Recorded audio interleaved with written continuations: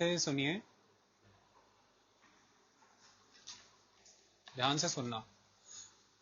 आज हम पोस्ट मौर्यास की डिटेलिंग करेंगे क्रॉनिकल से, और बहुत हद तक आपको उनके लीनिएज, उनके पीरियड क्लियर हो जाएंगे। इसको ध्यान से सुनना। जितना ज़्यादा आप रूलर्स के बारे में, इस्टेब्लिश्ड पीरियड के बारे में सुनते जाते हैं ना, उतने ही सुंदर वे में हिस्ट्री क्लियर होती जाती है। इसलिए मैं बैकवर्ड, फॉरवर्ड से बैकवर्ड जाने की अप्रोच यूज़ कर रहा हूँ कि पहले हमने किंगडम्स अच्छे से आपको करा दी है, किंगडम्स की सोसाइटी, पॉलिटी, इकोनॉमी करा दी है। अब प्रोमिनेंस जब इस्टेब्लिश हो गई है कि now you are fully acquainted with the Satavahanas, with the Indo-Greek, with the Sakas, with the Parthians, with the Kushanas, चोला, चेरा, पांड्यास। अब आपको इशू नहीं आएगा उनके पीछे जाने में, डिटेलिंग में। अगर पहले ही डिटेलिंग कराई जाती तो आप कभी भी इन किंगडम्स का इम्पैक्ट नहीं समझ पाते। मुद्दे की बात वो थी जो चैप्टर अब तक किए हैं, इम्पैक्ट। लेकिन उस किंगडम को लंबे समय तक याद रखने के लिए, अपने माइंड से हेजीनेस को हटाने के लिए, जो अभी भी कुछ कंफ्यूजन के क्लाउड्स हैं उनको दूर करने के लिए, we need detailing in history. Detailing is also very important. उसे करने का प्रयास अभी हम करते हैं, ये इंपॉर्टेंट है। ठीक है, समझते हैं। देखिए, स्टार्टिंग करते हैं, और स्टार्टिंग चैप्टर का नाम रहेगा post Maurya, post Mauryan period. तो क्या स्टडी करेंगे हम पोस्ट मौर्यन पीरियड में? सबसे पहला एस्पेक्ट है कि मौर्यास का एंड आ जाएगा 185 बीसी में। इस वर्ड को हमेशा, इस बात को हमेशा याद रखना, इसको एंकर बना लेना। इस एंकर के लेफ्ट और राइट सारा क्लियर होगा तो कभी कोई पीरियड प्रॉब्लम नहीं आएगी। अब जब मौर्यास का एंड है पूरी तरह से तो 185 बीसी में, तो अब इंडिया के लेवल पर कुछ सीन क्रिएट होगा। वो सीन कैसा क्रिएट होगा, उस सीन को समझने की कोशिश करते हैं, फिर सारी बातें अच्छे से समझ आएंगी। एक मिनट के लिए रोकना। चलो, तो ये है इंडिया का मैप आपके सामने।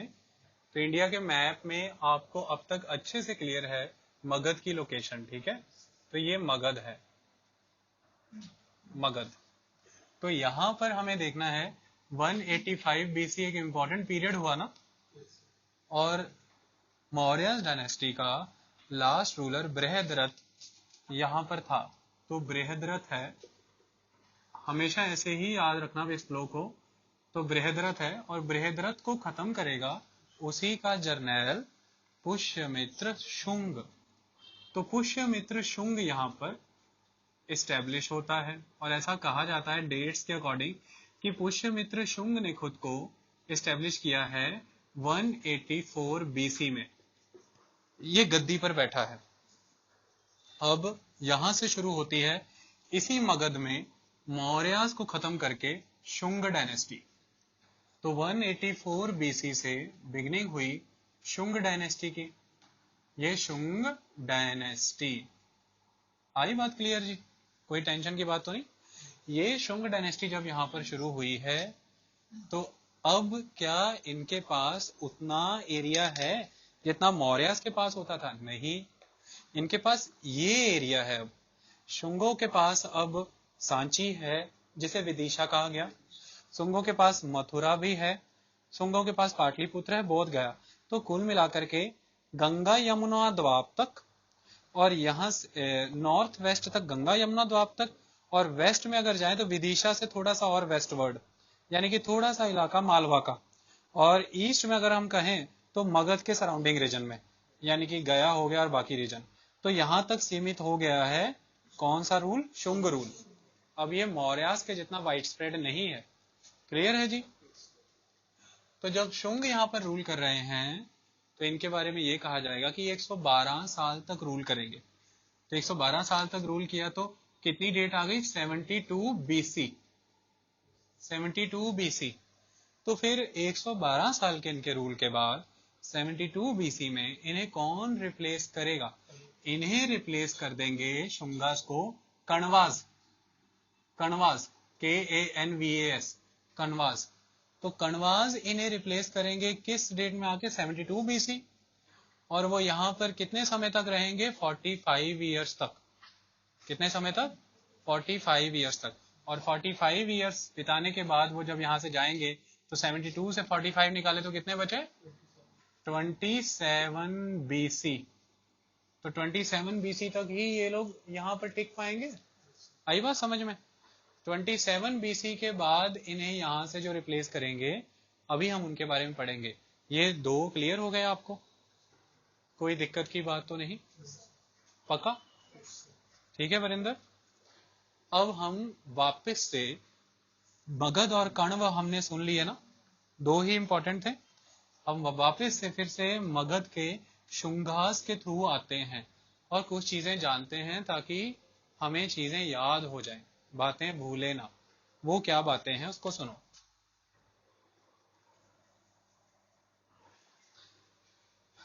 सबसे पहली बात, जब हम शुंगास के बारे में डिस्कशन कर रहे हैं तो इसमें सबसे पहला रूलर जो डिस्कस होगा वो है पुष्यमित्र शुंग। पुष्यमित्र शुंग। कहते हैं कि पुष्यमित्र शुंग ने 36 साल तक राज किया है। ठीक है जी। पाणिनि जिसने अष्टाध्यायी लिखा है, पाणिनि इन शुंगों को भारद्वाज गोत्र का बता करके गया है। ठीक है जी। लेकिन जो पाणिनि का अष्टाध्यायी, तो पाणिनि के अष्टाध्यायी में तो ये पाणिनि, हाँ। लेकिन उसके बाद अगर हम बात करें तो कालिदास इन्हें कश्यप गोत्र से बता के गया है, कश्यपास। ओके। तो ऐसा कहा जाता है कि ये जो शुंगास हुआ करते थे ये ब्राह्मण क्लैन से बिलोंग करते थे। आई बात समझ में? तो इन्हें भारद्वाज गोत्र और कश्यपा गोत्र से बताने का प्रयास किया गया है। इसके बाद की अगर हम बात करें तो इनके बारे में ये फेमस है बात कि इन्होंने बुद्धिस्टों को मसैकर किया है, क्योंकि ये एंटी बुद्धिस्ट हुआ करते थे। लेकिन फिर भी इन्हीं के समय में सबसे ज्यादा बुद्धिस्ट मोनेस्ट्रीज और चैत्याज डेवलप हुए हैं, क्योंकि पोस्ट मौर्य पीरियड में बिजनेसमैन, ट्रेडर्स और मर्चेंट्स ने बड़े लेवल पर डोनेशंस दिया बुद्धिज्म को। इस वजह से बुद्धिज्म का विकास बहुत हुआ है। ये पैराडॉक्स बातें हुई ना, ऐसे क्वेश्चंस आते हैं। ये बुद्धिस्ट को खत्म करने वाले माने जाते हैं, लेकिन इन्हीं के समय में बुद्धिज्म का विकास भी बहुत हुआ है। यानी कि बुद्धिज्म से जुड़े हुए मॉन्यूमेंटल आर्किटेक्चरल डेवलपमेंट इनके टाइम में काफी हुए हैं। क्लियर है जी? अब सबसे इंपॉर्टेंट बात है यहाँ पर वो क्या है कि ये जो लोग हुआ करते थे, इन पुष्यमित्र शुंग के बाद इसका जो सक्सेसर आया है उसका नाम हुआ करता था अग्निमित्र। अग्निमित्र। अग्निमित्र के बारे में आप जानते हो ना, इसने सांची में रीडेवलपमेंट कराई थी, सांची के स्तूप पे, क्योंकि पुष्यमित्र शुंग के द्वारा ध्वंस किया गया, अग्निमित्र ने रीबिल्डिंग कराई थी। तो अग्निमित्र के बारे में क्या फेमस है? कालिदास का लिखा हुआ एक बहुत ही जबरदस्त प्ले है, और ये क्वेश्चन आता है, प्ले का नाम क्या है? कालिदास का लिखा हुआ मालविका अग्निमित्र। मालविका अग्निमित्र। अग्निमित्र। मालविका अग्निमित्र। तो मालविका अग्निमित्र क्या है? मालवी, मालवी जो प्रिंसेस है उसका अग्निमित्र, तो मालवी का अग्निमित्र। ओके, ये हमेशा याद रखना। तो अग्निमित्र के बारे में ये बात कही जाती है कि अग्निमित्र अपने पिता पुष्यमित्र शुंग के समय विदिशा का गवर्नर होता था। कहाँ का गवर्नर होता? विदिशा का। जैसे अशोक कहाँ का गवर्नर था? तक्षशिला का। तो ये विदिशा का गवर्नर था। ऐसे में ये जो विदिशा है, इसके नीचे अगर आप जाएंगे तो आज महाराष्ट्र को अगर आप देखेंगे तो वहां पे एक जगह है जो सूखा प्रभावित रहता है, विदर्भ। विदर्भ का इलाका।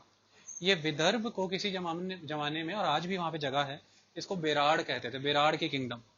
बेराड़, BRAR, बेराड़ या विदर्भ, जब भी आएगा तो सेम समझना है, विदर्भ। तो कहते हैं कि विदर्भ के राजा के दरबार में जो प्रिंसेस है उसके ऊपर काफी अत्याचार होता था, उससे मोहब्बत हो गई थी विदिशा के गवर्नर अग्निमित्र को, और दोनों के प्यार जब परवान चढ़ा है तो विदर्भ और विदिशा में, विदर्भ और शुंगों में युद्ध हुआ है, जिस युद्ध में विदिशा विदर्भ से जीत गया है। और फिर दोनों ने मिलके अपने अपने एरिया के बीच में जो लाइन ड्रॉ की है वो यहां से बहने वाली एक बहुत इंपॉर्टेंट रिवर वर्धा, तो वर्धा को अपने और विदिशा और विदर्भ के बीच की डिमार्केशन लाइन डिसाइड किया।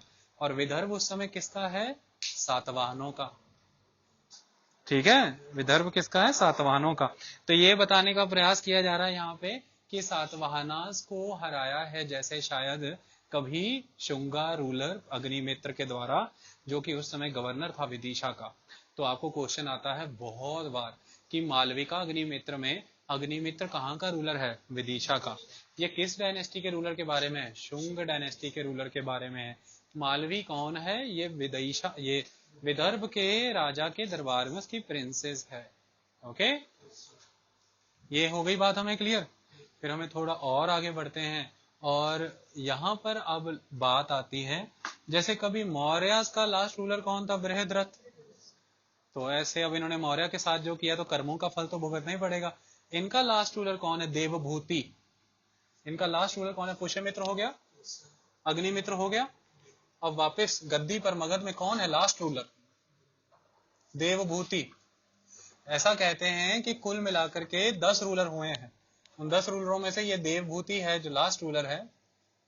और इस देवभूति को 27 बीसी के दौरान खत्म करवा दी, 27 बीसी कह रहा हूं, 92 बीसी। इस देवभूति को 92 बीसी के दौरान खत्म करवा दिया गया, इसी के एक मंत्री के द्वारा, इसी के राज दरबार में एक दासी के बेटी के द्वारा षड्यंत्र रचा के। देवभूति जो शुंगों का आखिरी रूलर था, इसको 92 बीसी के अराउंड देवभूति के ही राज्य में पल रहे उसके एक मंत्री के द्वारा इसी के कोर्ट में पल रही एक दासी की बेटी के चक्र में डलवा के मरवा दिया गया।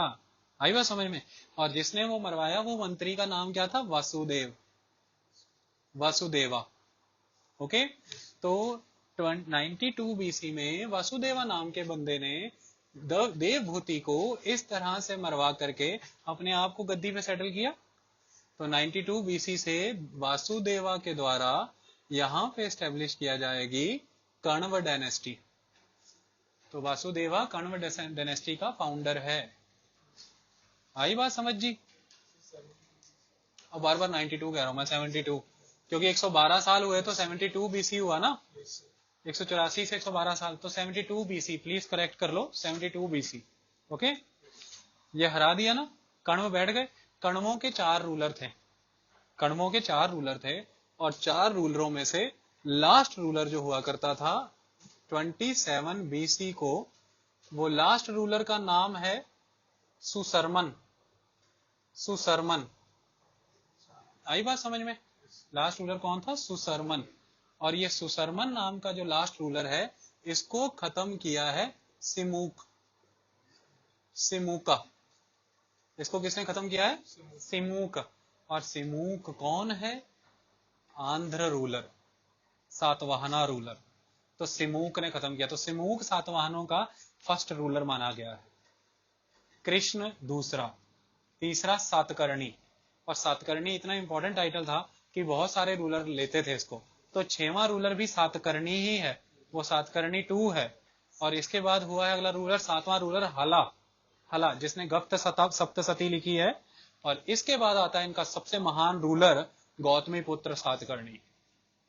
ठीक है जी, आई बात समझ में? इसलिए हिस्ट्री की लीनिएज पढ़नी जरूरी है। ये 27 बीसी में सिमुक ने क्या किया पता लग गया? किसका सफाया कर दिया? वासुदेव का, सॉरी वासुदेव कह रहा हूं, सुसरमन का। और कण्व खत्म हो गए हैं इस एरिया से। अब पहले यहां पे रोक देते, कहानी इतनी इजी नहीं जाएगी। एक फ्लो क्लियर हुआ? फिर से बैक आते हैं, फिर से बैक आए और समझिए। आपसे पूछा जाएगा शुंग पीरियड किस बात के लिए जाना गया है? ध्यान से समझिए, शुंग पीरियड की कुछ इंपॉर्टेंट बातें हैं। सबसे पहली बात तो यह है, शुंग पीरियड के टाइम पे हमने 3 रूलर देख लिए। फर्स्ट पुष्यमित्र शुंग, दूसरा अग्निमित्र, 10वां देवभूति। एक बहुत इंपॉर्टेंट रूलर था 9th रूलर, 9वां रूलर। इस 9th रूलर को ही, इस 9th रूलर को पुराणों में भाग कहा गया है, भग। ठीक है, और ये भग ही काशीपुत्र भागभद्र है, काशीपुत्र भागभद्र है, जिसके टाइम पर ये इंडो ग्रीक रूलर्स एंटियालकिडस का एक दूत, एक अम्बेसडर हेलियोडोरस कहाँ आया था? मगध, जहां पे विदिशा में उसने देखा कि लोगों के बीच में एक कल्ट फेमस है विष्णु का, तो अल्टीमेटली उसने एक वहां पे गरुड़ स्तंभ लगवाया। क्या लगवाया? गरुड़ स्तंभ। इसकी डेट लगभग पड़ रही है 90 बीसी के राउंड, जो वहां पे इंस्क्रिप्शन है ना वो 90 बीसी के राउंड की इंस्क्रिप्शन है। तो इस समय में शुंगों के इंडो ग्रीस के साथ रिलेशन थे, ये इस बात से प्रूव होता है। क्लियर है जी बात? भागभद्र रूलर अब हमेशा याद रहेगा, काशी पुत्र भागभद्र, हेलियोडोरस, उसका गरुड़ स्तंभ, उसका विदिशा इंस्क्रिप्शन, सबसे इंपॉर्टेंट बात यहाँ पे। दूसरी चीज जो फेमस है शुंगों के बारे में, इन्होंने बहुत ही मेहनत के साथ नॉर्थ वेस्ट फ्रंटियर से इन्वेजन्स को रोका है। मतलब ये शुंगों का स्ट्रॉन्ग होल्ड था कि इंडिया में इन्वेजन्स नहीं हो पाए, अदरवाइज इंडिया बहुत पहले ही इन्वेड कर दिया जाता उन इंडो ग्रीक रूलर्स की तरफ से। वो इन्वेजन्स नहीं कर पा रहे हैं, इसलिए शुंगों के दरबार में अम्बेसडर भेजा जा रहा है हेलियोडोरस। तो इनकी इन्वेजन्स को रोकना इनकी मेन देन है भारत की सभ्यता को। आई बात समझ में? इफेक्टिव इन्वेजन्स को रोका, इसलिए आप देखें इनके चले जाने के बाद स्ट्रॉन्ग रूलर आया नहीं नॉर्थ में, तो इन्वेजन्स भी स्ट्रॉन्ग हो गए। क्लियर ये बात? इन दो चीजों के लिए ही शुंगा उस लेवल पे जाने जाते हैं। कोई बहुत बड़ी बात नहीं। बाकी शुंग क्या है? वापस से संस्कृत सिस्टम, वापस से ब्राह्मणिज्म, वापस से हिंदू सिस्टम रीइंस्टॉल करना, ये सारी बातें आप पहले पढ़ चुके हो। अभी हमने देखा शुंगों में 184 बीसी में गद्दी पे बैठा पुष्यमित्र शुंग। इनको दो वंशज कहा गया है, एक भारद्वाज का और एक कश्यप का। अलग अलग जगहों पे इनका विवरण मिल रहा है हमें। उसके बाद इनके रूलरों में अग्निमित्र सेकंड और 10 रूलरों का जिक्र किया गया है। 112 साल तक इन्होंने राज किया है, 72 बीसी तक। और आखिरी रूलर गद्दी पे बैठ गया है, उसका नाम है देवभूति। देवभूति को मारा है कोर्ट में ही बैठे एक मिनिस्टर के द्वारा, वो है वासुदेव। और इनका 9th रूलर बहुत फेमस है, काशीपुत्र भागभद्र, जिसके समय में इंडो ग्रीक अम्बेसडर हेलियोडोरस आता है और वो यहाँ पर पहले एक इंपॉर्टेंट कल्ट को देख के यहाँ पर कन्वर्ट होता है, और अपनी कन्वर्जन की वजह से वो रिस्पेक्ट पे करता है विष्णु को, तो गरुड़ स्तंभ लगवाता है। इससे इंडो ग्रीक्स के साथ इनके रिलेशन पता लगते हैं और ये इन्वेजन्स को रोकते हुए पाए गए हैं। इसके बाद शुरू हुई कण्व डायनेस्टी। अब ये कण्व डायनेस्टी में क्या इशू आ जाता है, सुनो। कण्व डायनेस्टी शुंगों के जितनी बड़ी नहीं है। अब यहाँ पे दो बातें समझनी। जब शुंग खत्म हुए हैं मगध में, तो शुंग खत्म नहीं हो गए, शुंग मगध से खत्म हो गए हैं, वहां से वासुदेव ने उन्हें हटा दिया है। लेकिन शुंग आगे भी काफी समय तक विदिशा में कंटिन्यू होते रहे थे। तो शुंग अपने आप को सिर्फ कहां कंसंट्रेट कर गए हैं? चुप करके विदिशा में, क्योंकि विदिशा इंपॉर्टेंट ट्रेडिंग जंक्शन हुआ करता था।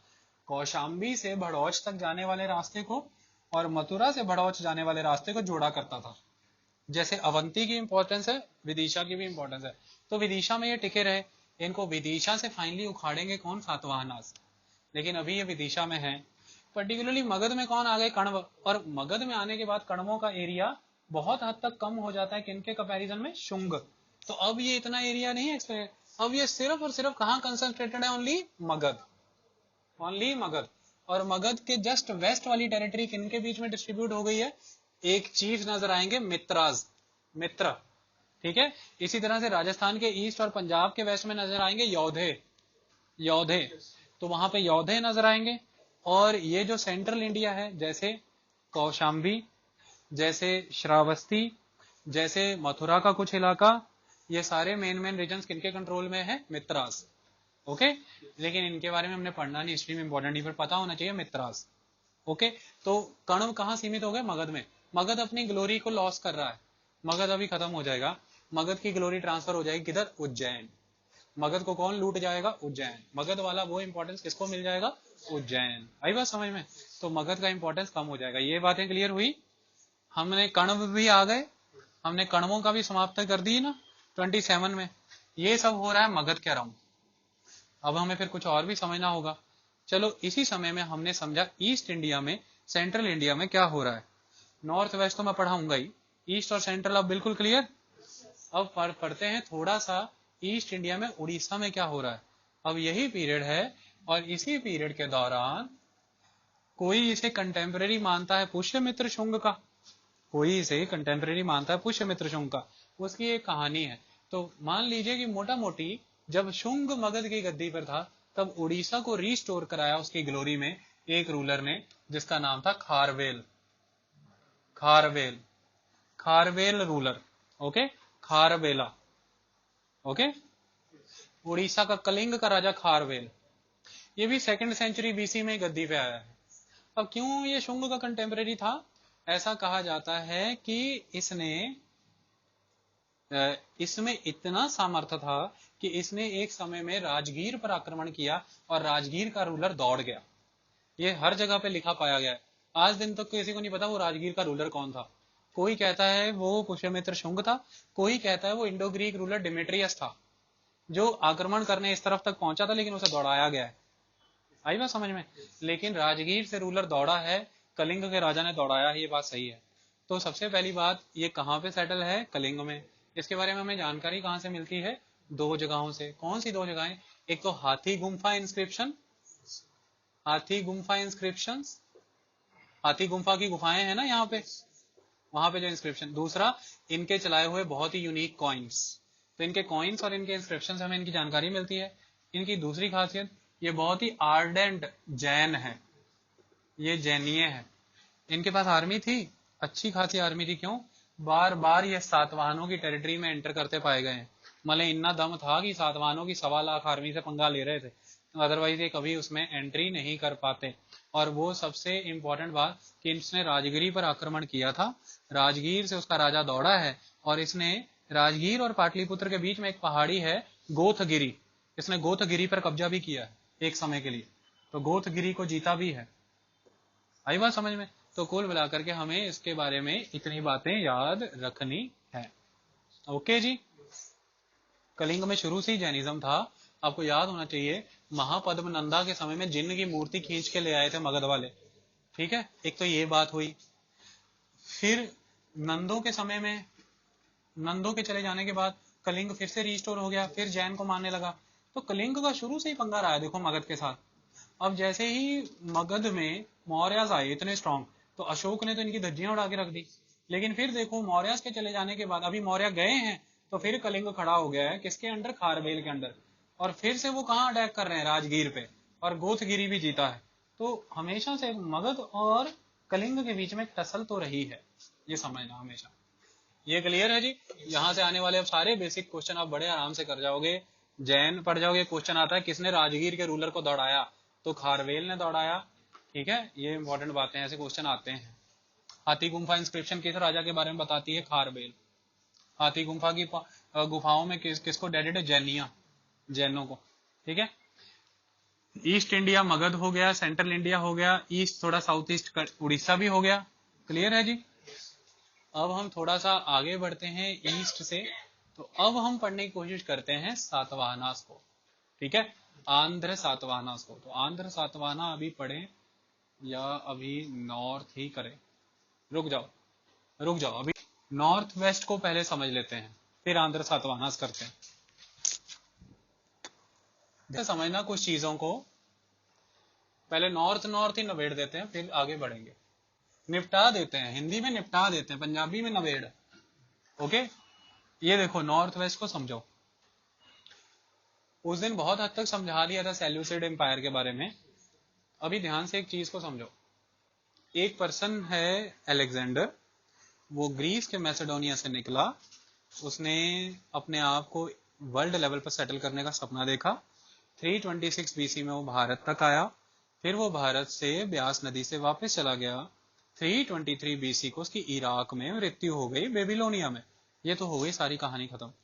इसके बाद वो अपने एम्पायर को मेन 2 लोगों में डिवाइड कर गया। एक जिसके कंट्रोल में एशियाटिक एरियाज हैं, वो है एंटीगोनस, और दूसरा जिसके कंट्रोल में ईस्ट यूरोपियन एरियाज हैं सारे, और वो है सेल्यूकस। तो सेल्यूकस और एंटीगोनस 2 मेन पर्संस हैं, लेकिन ये दोनों ही ग्रीक सक्सेसर्स के बीच में आपसी टसल रहती है बहुत स्ट्रांग। और इनकी इस टसल को देखते हुए ये जो पूरा अलेक्जेंडर का एम्पायर था, ये डिफरेंट डिफरेंट गवर्नर्स के अधीन इन दोनों ने दिया हुआ था। जैसे मौर्य एम्पायर गवर्नर के अधीन था, जैसे शुंग एम्पायर गवर्नर के अधीन था, ऐसे ग्रीस एम्पायर भी गवर्नर के अधीन था। तो जैसे ही एंटीगोन छोटे छोटे किंगडम्स खुद को आज़ाद कराते हैं। सबसे पहले आज़ाद होने वाले किंगडम हैं बैक्ट्रिया एंड पार्थियंस। सबसे पहले आज़ाद होने वाले कौन है? Bactria and Parthians. बैक्ट्रिया मने आज की डेट में नक्शे पे ढूंढना हो तो भर देना बदख्शां। अगर आप आज की डेट में आपको बैक्ट्रिया ढूंढना है तो बदख्शां भर देना मैप में, बदख्शां या बदकशां कुछ लोग कहते हैं। बदख्शां ये बड़ी इंपॉर्टेंट जगहें हैं। खुरासान, बदख्शां, ऐसे पुराने पुराने नाम आपको नजर आएंगे हमेशा। तो ये जो बैक्ट्रिया है, इस बैक्ट्रिया में 255 BC को एक पर्सन खुद को इंडिपेंडेंट कर रहा है। गवर्नर है लेकिन खुद को इंडिपेंडेंट डिक्लेयर कर देगा। किससे? ग्रीक एम्पायर से।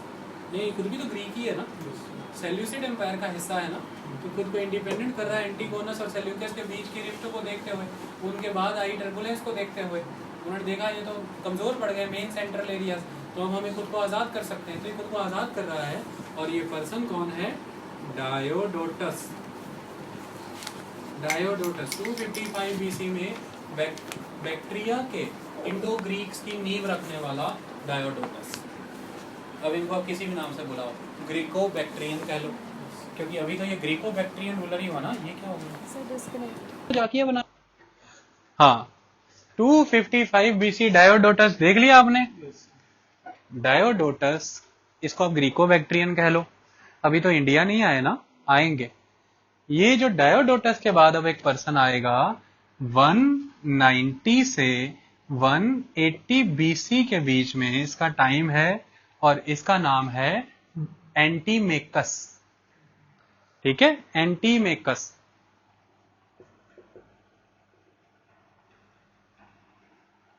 ओके जी।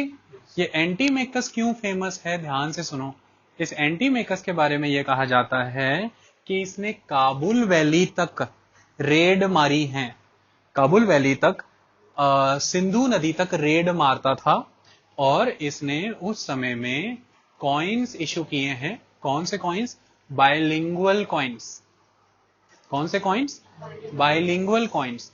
इसके ये बायलिंगुअल कॉइन्स इस बात को बताते हैं कि ये शायद इंडियन रीजन्स में भी फैला करते थे। दूसरा, इसका इंडियनाइज होने का प्रमाण हमें मिलता है। एंटीमेकस का इंडियनाइज होने का हमें एविडेंस मिलता है, क्योंकि इसके कॉइन्स पे ग्रीक्स के साथ साथ बुद्ध और शिवा की इमेजेस भी हुआ करती थी। ठीक है, इसके कॉइन पे ग्रीक्स के साथ साथ, ग्रीक गॉड्स के साथ साथ बुद्ध और शिवा की इमेजेस भी हुआ करती थी। आई बात समझ में? ये क्लियर है जी? आगे चले हम। तो ये 190 180 एंटीमेकस हो गया। 180 से 165 BC के बीच में एंटीमेकस को रिप्लेस करेगा Indo Greek ruler Demetrius two एनिकेटस।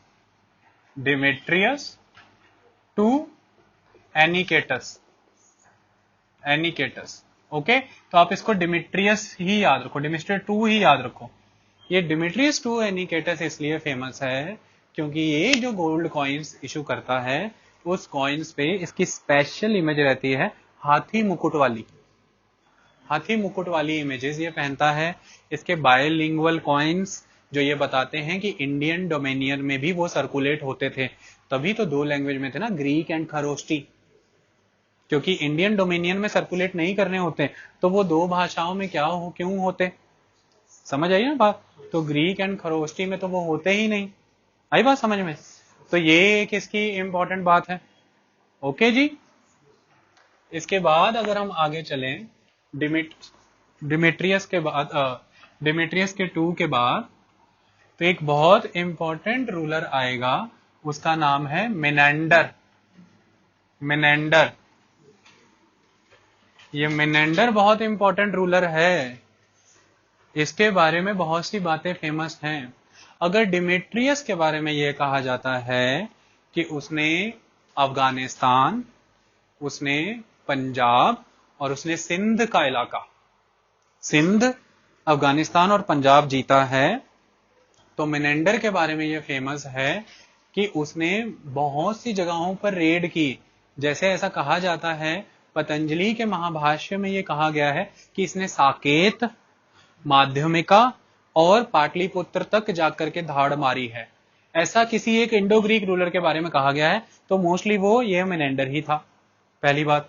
दूसरी बात, इसके चलाए हुए सिक्के सिर्फ नॉर्थ वेस्ट या अफगानिस्तान में नहीं, इसके चलाए हुए सिक्के हमें गंगा यमुना दोआब में भी मिले हैं, ये इंपॉर्टेंट बात है।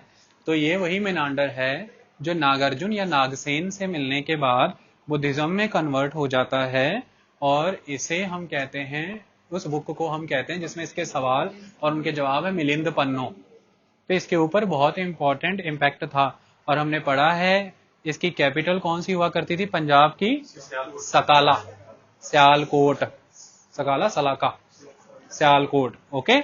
तो ये इसकी कैपिटल हुआ करती थी। तो काफी आगे तक ये बढ़ा है, लेकिन वेस्टर्न एरिया में टर्बुलेंस की वजह से ये ईस्ट में कभी अपने आप को स्थापित नहीं कर पाया, ये इसकी प्रॉब्लमेटिक बात है। आई बात समझ में? और मेनेंडर के बारे में सबसे इंपॉर्टेंट बात कौन सी होगी? ये कंटेम्परेरी होगा किसका? पुष्यमित्र शुंग का कंटेम्परेरी होगा ना, क्योंकि अगर हम बात करें तो अभी मैंने जब हमने खारवेल की बात की थी तो किसको दौड़ाने की बात की थी? या तो पुष्यमित्र शुंग को या मिनांडर को, ठीक है। तो ये उसका कंटेम्परेरी होगा ना। और इसके बारे में स्ट्रैबो ने एक बहुत बड़ी बात लिखी है, ये क्वेश्चन आता है। स्ट्रैबो ने इसके बारे में कहा है कि इसने अलेक्जेंडर से ज्यादा कंट्रियां जीती थी। ये तो बहुत वेग लिखती बात, लेकिन ध्यान से सोचो, अलेक्जेंडर जीत रहा था बड़े बड़े एम्पायर, वो थोड़े ही थे, लेकिन ये क्या जीत रहा था? अब ये नॉर्थ वेस्ट से चला है बैक्टीरिया से, ये वहां से यहां तक आते हुए ईस्ट तक जा रहा है, जब ये कौशाम्बी तक, पाटलिपुत्र तक, रास्ते में कितनी छोटी छोटी प्रिंसिपैलिटीज होंगी, ये सबको जीतते हुए जा रहा है। इसकी विक्ट्रीज को देखते हुए ये कहा जा रहा है कि इसने अलेक्जेंडर से ज्यादा कंट्रीज जीती। स्ट्रैबो ने ऐसा कहा है। और सबसे बड़ी बात, ये प्रतापी था, इसका प्रमाण यहां से मिलता है कि जब इसकी मृत्यु हो जाती है तो एक ही रूलर है इतिहास में जिसकी बुद्ध की तरह सारे शहरों में अस्थियां फैलाई जाती हैं। तो इसकी अस्थियां बुद्ध की तरह अलग अलग शहरों में फैलाई गई, क्योंकि ये बुद्धिज्म में कन्वर्ट हुआ था और ये फेमस हो गया था। आई बात समझ में? ये है मेनांडर, ठीक है। इसके बाद आ जाता है अगला रूलर जो अभी आपको मैंने बताया, एंटियालकिडस।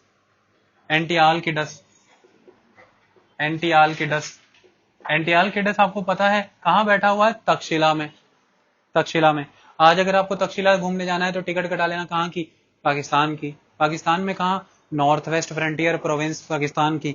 वहां पे कौन सी जगह? सिरकाप।